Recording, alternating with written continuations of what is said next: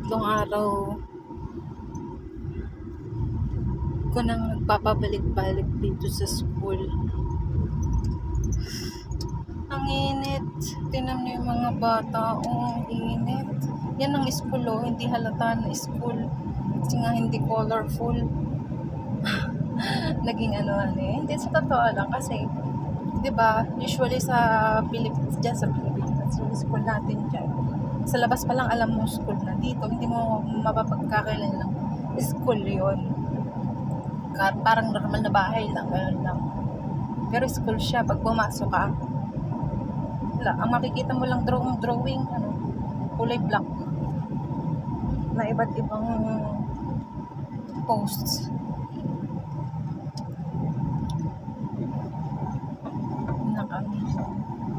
Nagluluto ako ng macaroni pag-uwi.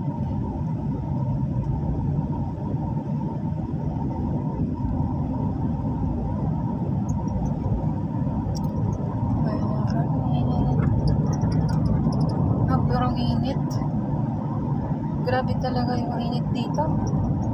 Nagpo-49 dito, nagpo-50 pa nga eh. Hindi ko pa na-experience yung 50. Yung 49 na nga lang, init na eh. Yung 50 pa kaya pataas, di ba?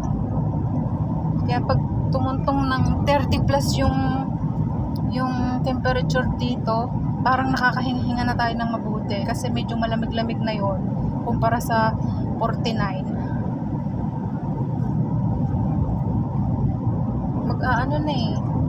Papalit na ulit yung panahon. Tataglamig na naman.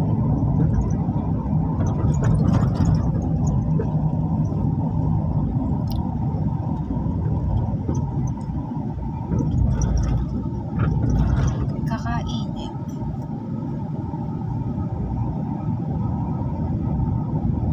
Kaya bawat bahay dito may aircon. Tapos yun nga, sa Philippines nawa yung mga public school naka-aircon. Kahit yung mga parents na lang ang maghati-hati sa bills monthly. Kesa sa naman sa electric fan na hindi naman lahat nahanginan. 'Di ba? Ganun din naman ang consume ng kuryente. Di mag-aircon na lang. Yun lang naman, masabi ko lang.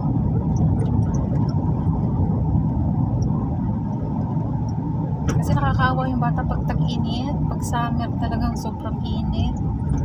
A few moments later. Hello mga friendship yan, nandito na tayo sa bahay, nandito na ako sa bahay, nakaligo na ako, di ba? Kasarap sa pakiramdam ng makaligo at kakainit sa labas. Sigarin na nga, kagaya ng naulit ko sa nung nasa biyahe kami na, yun nga, hindi mo ba papagkilan na school yung school? Kasi, hindi mo siya malalaman ng school unless buksan yung gate. Tapos may lalabas na bata na naka-uniform. Pero kung parang titingnan mo lang siya talaga, parang normal na bahay lang. Normal na building.